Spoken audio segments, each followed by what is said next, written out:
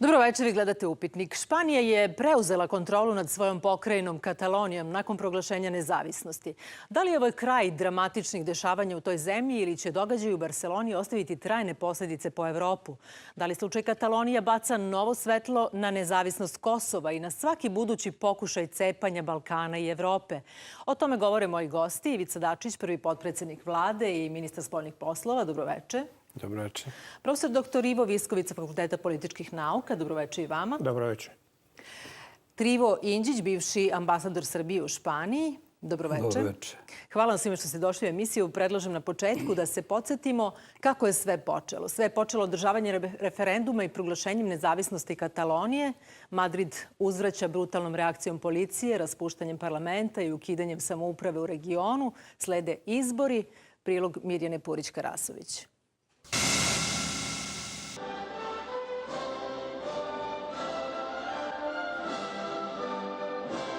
Tražim smirenost od svih Španaca. Vladavina prava će obnoviti zakonitost u Kataloniji. Nisam ovdje da bih tražio politički azil. Došao sam u Brisel kao predstavnicu Evrope. Oni ne žele pravdu, već osvetu. Ako mogu da garantuju svima nama i meni naročito samo nezavisan proces bez mešanja vlasti, što imamo u većini evropskih nacija, vratit ćemo se odmah. Međutim, ukoliko se dokaže krivica katalonskih lidera, preti im i do 30 godina zatvora.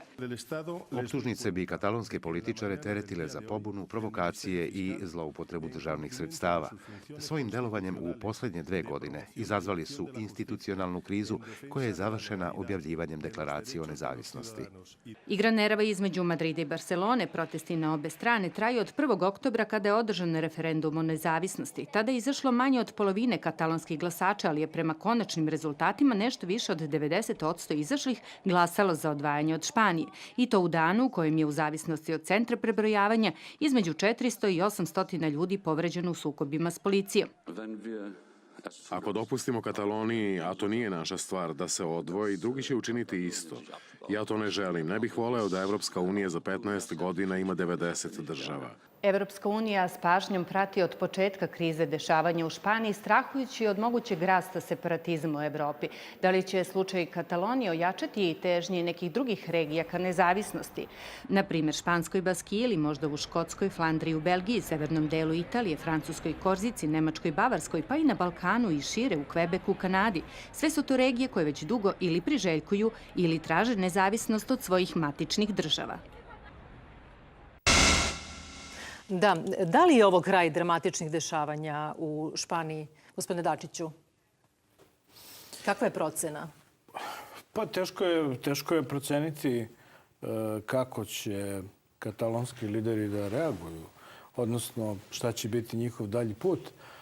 Ali sigurno da je u Španiji trenutno vlada velika politička nestabilnost i ono što je simptomatično, to je da mislim da sada sve vrvi od izjava da ceo svet podržava jedinstvo i celovito u Španiji. Ali ja bih rekao da se to slično desilo i u Jugoslaviji. 90. 91. godine, sećate se posete Jamesa Bakera koji je rekao da podržava jedinstvenu Jugoslaviju.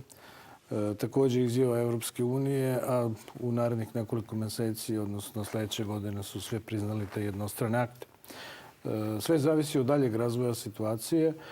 Kad je reč o zvaničnom stavu Srbije, mislim da mi smo potpuno jasni i precizni. Mi podržavamo teritorijalni integritet i celovitost i jedinstvo Španije. Španija je zemlja u Europskoj uniji koja najčvršće, pored Kipra, podržava teritorijalni integritet Srbije. I ono što sigurno ima 100 mogućih razlika između Katalonije i Kosova, ali postoji jedna velika i najveća sličnost, a što je najveći problem ovdje, a to je put jednostrane secesije. I otvorena je Pandorina kutija i teško se sada to može ovakvim Junckerovim izjavama zaustaviti. Zato što opravdanje da je u pitanju sui generis na Kosovu, to je opravdanje za njihove postupke na području bivše Jugoslavije. Mi ćemo o tome govoriti u daljem toku emisije. Profesor Viskoviću, otvoreno je ovih dana između ostalog i od strane stranih medija i analitičara pitanje može li Španija da završi kao bivša SFRJ. Evo, gospodin Dačić je spomenuo te godine, 91. godinu. Dakle, da li i taj scenario može da se predvidi? Mislim da ne, što se tiče međunarodnih okolnosti. Unutrašnje okolnosti u Španiji ne znam tako dobro, tu je gospodin Indžić ekspert i bolje da on to objašnjava. Mislim da je ipak sada situacija drugačija. Radi se o nečemu što po shvatanjima i političara, a i stručnjaka ne daje osnova za katalonsku nezavisnost. Naime, u osnovi samopredeljenje se može izvesti u dva slučaja, odnosno pod određenim okolnostima. Prvo je ako se to radi dogovorno, čega u ovom slučaju nema, mada o tome možemo isto razgovarati. U tome, nažalost, učestvuje i španska vlada, jer i španska vlada pokazuje neke tvrde stavove od kojih ne odstupa. A drugi uslov koji bi eventualno dozvolio samopredeljenje da se na tim ljudima vrši dugotrajna tortura i ukidanje njihovih ili ograničenje njihovih ljudskih prava također nije prisutna. I u tom smislu ja ne vidim nikakvu mogućnost da u ovom času Katalonija dobije nezavisnost. Gospodine Indžiću, može li se praviti paralela sa bivšom SFRJ? Pa teško da se može praviti. Svakako ima sličnosti, ali ovo što jer mi se događa... sećamo i slučaja slovenačkog referenduma. Da. Katalonci su dolazili u Ljubljanu da prate taj referendum. Naročito katalonski lider Jordi Pujol. Pa su u Ljubljani, da bi se približili malo Kataloncima, otvorili katedru za katalonski jezik. Ali ono što sam htio da kažem jeste da je slučaj Katalonije zaista specifičan i teško ga staviti u neki tako uzak kontekst paralelizama. Vi ste živeli u Španiji, bili ste ambasador. Težnja za osamostaljenjem Katalonije stara je vekovima. Zbog čega Katalonci žele osamostaljenje? Pa prvo, Katalonci su jedan stari i ozbiljan narod koji je postajao politički narod još pre Španaca, znači u 11. veku. Čak i naziv Katalonija je stariji od naziva Španac. I oni su već u 11. veku imali, što kaže njihov muzičar Pablo Casals, prvi parlament u svetu. A kasnije, 1641. godine su i proglasili republiku, pa 1873. godine također, kada je proglašena prva republika, tu su bili u Španiji glavni Katalonci koji su predlagali jednu federalizaciju zemlje. Zatim druga republika, znači od 31. do 39. godine, tada je Katalonija postala zaista država sa priznatim jezikom i političkom nezavisnošću, koju je Franco ukinuo i sve do 1978. Imate situaciju da su Katalonci jedan narod koji je gurnut u stranu, koji nema priznat kulturni identitet. I naveo bi recimo slučaj da je čuven arhitekt Gauda 1924. godine išao u zatvor zato što je govorio katalonski jezik. A za vreme Franka, znači posle Drugog svjetskog rata, sve do 1978. godine katalonski je bio kućni jezik, zabranjen jezik, nije ga bilo u javnosti. Dobro. Stigla nam je i posljednja vest u kojoj se kaže da je španski sud pozvao Puigdemona da svedoči u četvrtak. Španski sudija pozvao je danas smenjene članove regionalne vlade Katalonije da se pojave u Madridu u četvrtak 2. novembra u okviru istrage o pobuni zbog proglašenja nezavisnosti te španske pokrajine. Reč je o 13 smenjenih članova njegove administracije. Može li Katalonija da gurne Evropu u haos? Šta mislite, gospodine Dačiću? Ja mislim da može. Pa prva haotična situacija će nastati između Belgije i Španije. Ukoliko dođe, pa zbog Puigdemona. Eventualnog davanja političkog azila. Pa ne samo zbog azila, nego čuli ste o čemu govori. Vlada je govorio o takozvanom, sad ne znam kako se to tačno, dok sam bio ministar policije, govorilo se o nalogu za hapšenje. To je evropski nalog za hapšenje, odnosno kad neko ne traži se izručenje, nego to je skraćeni postupak. Znači, ukoliko Španija zatraži da ga oni dovedu, da da izjavu, to je prvi veliki rizik pred kojim će se nalaziti. Ali generalno, vidite koje se termini koriste. Unilateralni potezi. To je Kosovo. Znači, ne govorim više sada o sličnosti, jer ako sada uđemo u istoriju Katalonije, onda bismo sada mogli da kažemo da to obuhvata i Francusku, delove Francuske. Bivši premijer Valls je bio Katalonac. Znači, pitanje je sada kako će svi separatisti, odnosno oni koji žele svoju državu, će ići putem jednostranih koraka. A da li bi Evropa trebalo da posreduje? Dakle, da se uključi u neku vrstu pregovaračkog procesa ako bi on bio otvoren? Pa znate kako, ja sada mislim da Srbija ne treba da sada ona daje neka mišljenja o tome kako Evropa treba da se ponaša. Ja samo sada napominjem da svako ko govori da ovo nema sličnosti sa Kosovom, treba da se prisjeti upravo toga. A reći ću još jednu situaciju samo. Ako bi sada iskreno rekli, evo tu vi ste profesori, neki od vas, Ivo mi je predavao na fakultetu. Katalonski narod nema svoju državu. Albanski narod ima svoju državu. Pa taj što govori o tome da je sui generis Kosovo, treba dobro da se zamisli nad tim. Ovo je mnogo teži slučaj. Znači, ovo je, da tako kažem, za Kosovo niko nije smeo da prihvati jednostrano proglašenu nezavisnost. Sada, ako pogledate reakciju, mi smo na strani, naravno, španske vlade. Ali, znate, svaka vlada će preduzeti iste korake. Engleska vlada je raspustila irski parlament, severnoirski parlament, sad ne znam više koje to godine bilo. Svako će uraditi slični potez. Sve zavisi da li će se ta teritorija odlučiti na otpor u smislu sada, kao što je to uradila, kao što je na Kosovu formirana sada neka tamo teroristička ili ne znam organizacija koja je čak i po američkim uzorima u tom trenutku bila proglašena za terorističku, kao što je OVK. Da li će se to odvijati na političkom planu ili će se pretvoriti u neke velike sukobe. U tom smislu je to Pandorina kutija koja je otvorena.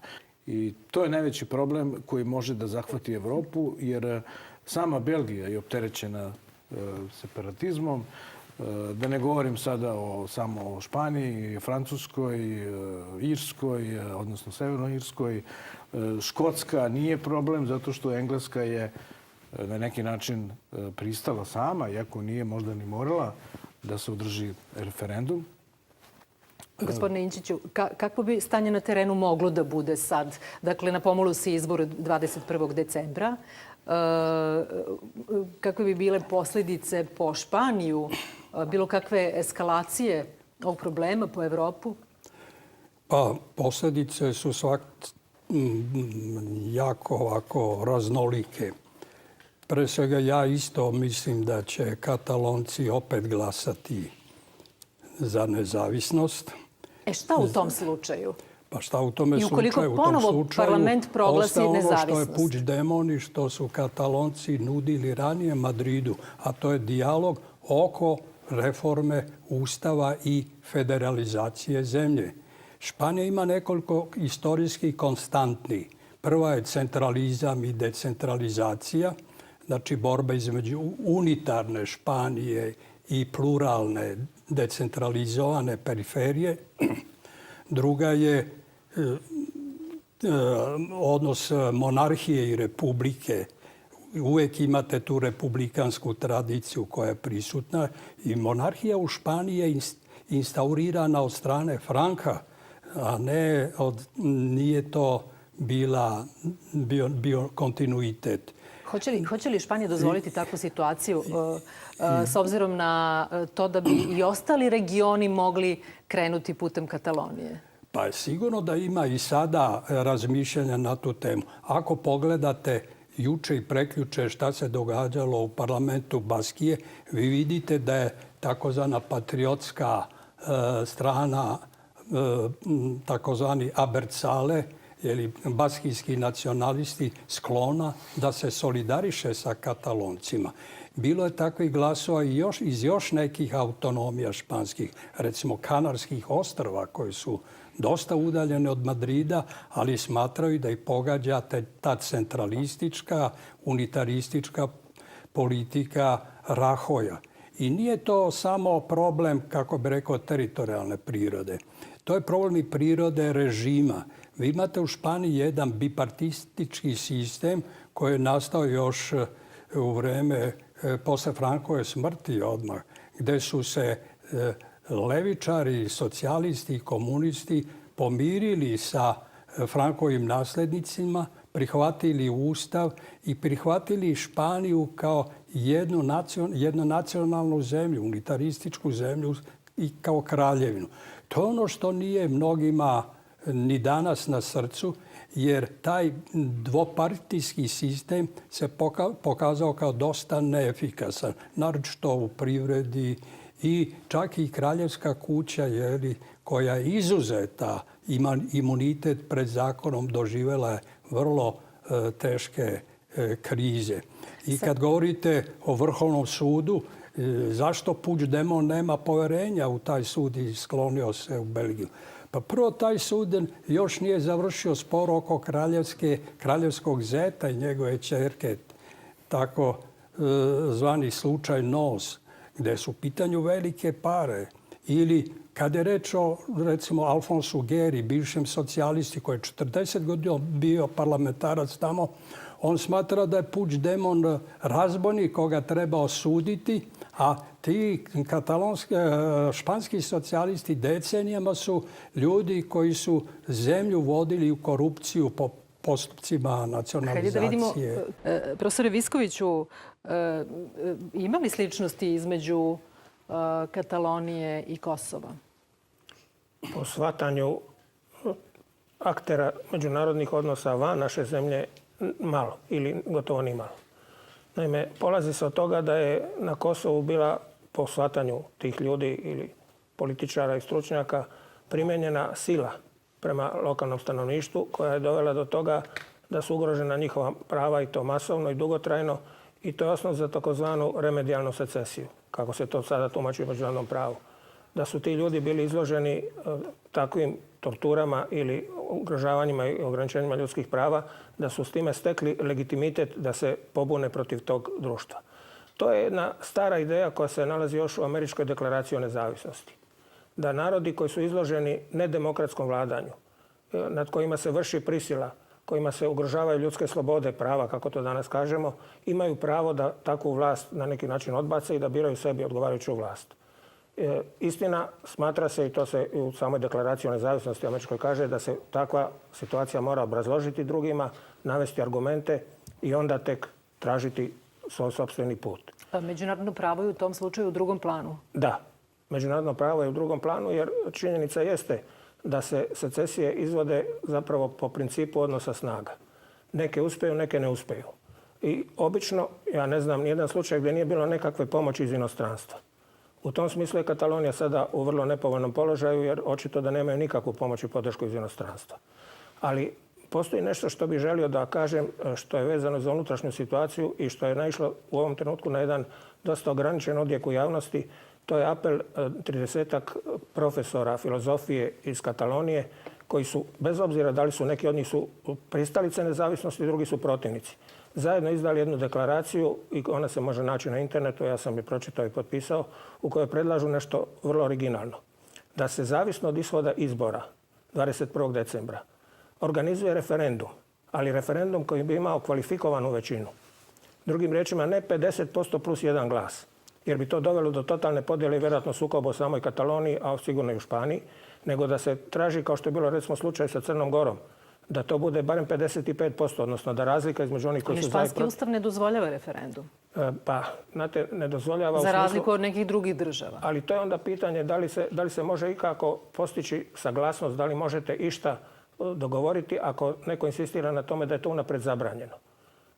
Pravo na samopredjeljenje se ne može na takav način ograničiti. Onda je potrebna promjena ustava. To promjena ustava, ali može se i u okviru toga naći nekakav modus vivendi da se to svi pregovori vode. Ali profesore, pravo na samopredjeljenje nema dominantan položaj u međunarodnom pravu u odnosu na princip teritorijalnog integriteta i suvereniteta. Oprostite, ministre, ali teritorijalni integritet i suverenitet se ugrožavaju s polja po međunarodnom pravu. Međunarodno pravo ne govori o unutrašnjem ugrožavanju teritorijalnog integriteta. Ali pazite, pravo na samoopredeljenje se u principu, vi znate gde najviše primjenjivalo. Primjenjivalo se u antikolonijalizmu. Da. Znači, kada su se zemlje oslobađale od kolonijalnog ropstva. Primjenjivalo se kada je pao Sovjetski savez, kada su se raspadale neke više nacionalne države i tako dalje. Pravo na samoopredeljenje se veoma rijetko primjenjivalo u već konstituisanim državama Evrope. To je tačno. Gotovo da nema ni jedne gde se to prihvatilo. Znači, ovo što ste vi sada govorili o tome, ja bih vas od Kosovo, podsjetio bih vas na sljedeće. Kosovo, ako neko govori o represiji nad građanima Kosova, treba reći da su problemi na Kosovu nastali kada? Nije Kosovo imalo manjak autonomije. Nije Kosovo imalo manjak demokratskih prava. Kosovo je imalo čak viši stepen autonomije, rekao bih čak možda ravnopravno sa republikama, iako imalo status pokrajine. Problem je nastao kada su oni hteli republiku. Sećate se parole Kosovo republika iz 68. godine, iz 81. godine. Znači, mnogo pre sukoba i raspada Jugoslavije.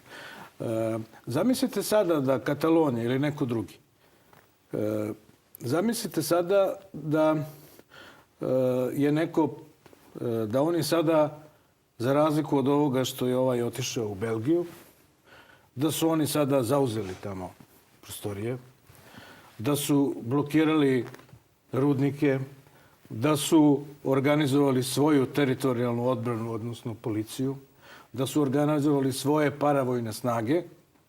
Pa šta mislite kako bi reagovala vlada Španije? Kako bi reagovala na kraju krajeva i ta vlada Sjedinjenih Država? Znači, to je velika razlika. Obično se tako velike stvari govore misleći da se one primenjuju na neke druge, a ne na svoje zemlje. Naravno. I u tom smislu, zato mislim da je problem, ne treba porediti Kosovo i ja znam da će sada mnogi reći ne može se to porediti jer je na Kosovu bio rat. A zašto je došlo do rata? Zato što je Kosovo silom htelo da se osamostali i otcepi bez dogovora sa Beogradom. To bi se isto desilo i u Španiji. To se isto dešavalo maltene na ulicama Velike Britanije sa Ircima. Ovde je reč o tome da Katalonija, ovo je početna faza. Mi ne znamo kako će se dalje odvijati. Da li se može dogoditi da dođe do eskalacije ovakve o kojoj je govorio gospodin Dačić? Zamislite da se ovaj vrati Puždemon i on bude uhapšen. Eskalacije nasilja, recimo 21. ponovo pobede pokreti koji su za nezavisnost. I šta se dešava kasnije? Pa biće, sigurno da će biti represije. Znate, tu postoji, ja sam se bavio istorijom Španije, postoji jedna tradicija represije prema Kataloniji.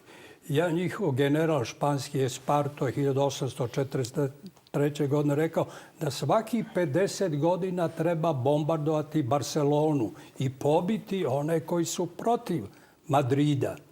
To je nešto što na neki način u rafiniranim oblicima traje i danas taj stalni pritisak. Procenjuje se da bi moglo doći i do neke vrste vojne uprave u slučaju eskalacija nasilja, a sa druge strane scenario je i da se može dobiti šira autonomija putem nekih pregovora. Jeste. Ja mislim da je to ono što Puigdemont i hteo, jednu federalizaciju Španije. Ne možete vi Španiju izvjeti iz ovog šire konteksta. Španija je zemlja koja ima 4 američke baze, od kojih je baza Rota, baza za nuklearne podmornice, vrlo značajna. I vlast demokratska u Španiji je etablirana uz pomoć SAD-a, Vatikana i Vili Branta, kad je doveden kralj i kad niko nije pitao španske narode kako uređenje žele, da li žele monarhiju ili republiku. I ta fina represija izaziva i ove Katalonce. Španija je relativno zemlja puna korupcije, od pravosuđa, monarhije, političkih stranaka, plus ako Hvala vam. Hvala vam, nastavit ćemo o tome za neki minut. Profesore Viskoviću, neki svetski mediji kažu da Katalonija podgreva opasne ambicije u regionu Zapadnog Balkana, pa navode kao primer i jug Srbije, Rašku oblast, čak i Vojvodinu. I u Mostaru su se pojavili neki grafiti sa porukom "Mi smo sledeći". Dakle, može li ova situacija imati neke posljedice po Balkan? Može. Zato što se vrlo često u društvenim odnosima pa i u međunarodnim odnosima pojavljuje taj efekat kopiranja. I vrlo često se uspešna akcija neke grupe ljudi u bilo kojoj zemlji uzima kao obrazac za sopstveno ponašanje na sličan način. U tom smislu vjerovatno će neki koji su skloni secesijama ili traženju nekakvih većih prava u smislu autonomija pokušati da to i ostvare. Ne bi se iznenadio. I to je uvijek bitno da se vidi šta je tu realna situacija, a šta je pogrešno gledanje. Jer meni se čini da je to tipično za pitanje samoopredeljenja, odnosno secesije. Uvijek to drugačije vidi zemlja o kojoj se radi nego neko drugi. A šta bi se dogodilo kad bi Republika Srpska raspisala referendum? Pa znate da je to Dejtonskim sporazumom i kasnim tumačenjima Dejtonskog sporazuma izričito onemogućeno, odnosno da je rečeno da Bosna mora da ostane jedinstvena država. Što je uvijek pitanje da li je to principijelno, da li je to ispravno, jer te se onda nalazi jednakost ljudi. Ako jednima dajete pravo da se samopredele, drugima ne dajete, odnosno izričito zabranjujete. I to je stav koji, mislim, isto treba uzeti u obzir. Kako velike sile i oni koji odlučujuće determinišu međunarodne odnose gledaju na to pitanje. Evo, kad smo govorili o Španiji. Španija se naravno bori protiv nezavisnosti Katalonije, ali je podržavala referendum na Gibraltaru, kojim je trebalo da se Gibraltar izdvoji iz Velike Britanije i priključi Španiji. Iako 2 puta taj referendum nije uspio, to ljudi ne znaju. 2 puta na referendumu u Gibraltaru su stanovnici glasali za ostanak u Velikoj Britaniji, odnosno Ujedinjenom kraljevstvu, a ne povratak Španiji. Isto tako je za druge zemlje. Niko ne tumači situaciju u svojoj zemlji tako kako je drugi vide sa strane. I to je uvijek delikatno. Ja mislim da će u slučaju da se bilo ko na Balkanu javi sa takvim idejama sve zaviti od toga kako drugi budu tumačili, a naravno da će svaka zemlja koja bude time ugrožena reagovati na način sličan Španiji da se brani, odnosno da to onemogući. Samo je pitanje kojim sredstvima. Ovdje je bilo reči o tome i poruke iz Beograda su bile da postoje dvostruki aršini u gledanju različitih slučajeva. Gospodine Inđiću, da li je dobro da vlada traži izjašnjavanje od Evropske unije u svetlu katalonskog slučaja o Kosovu? Pošto neki procenjuju da je bila greška tražiti mišljenje Međunarodnog suda pravde na način na koji se tražilo. Da vam kažem samo, izvinjam se, profesore, nismo mi tražili da se, nije ni bila namera da se traži od Evropske unije da se ona izjašnjava. A šta je namera? Da se ukaže na neprincipijelnost i dvostruke standarde. Jer Evropska unija je bila spremna da argumentovano, kao što kažu, odgovori kako je Kosovo poseban slučaj. Da sada ubeđujemo Evropsku uniju da treba Katalonija isto da ide putem Kosova i tako dalje. Izvolite. Pa sigurno da je Španija tražila, ali isto tako su i Katalonci tražili. Nisu Katalonci, kako bi rekao, odbijeni tako en blok. Vi imate u Evropskoj uniji takozvane regione i oni su organizovani u okviru Evropske unije. Mnogi regioni su jako bliski onome što se događa u Kataloniji. Regionalizacija Evropskoj uniji znači jednu vrstu demokratizacije Evropske unije i opstrukciju prema tom preteranom centralizmu.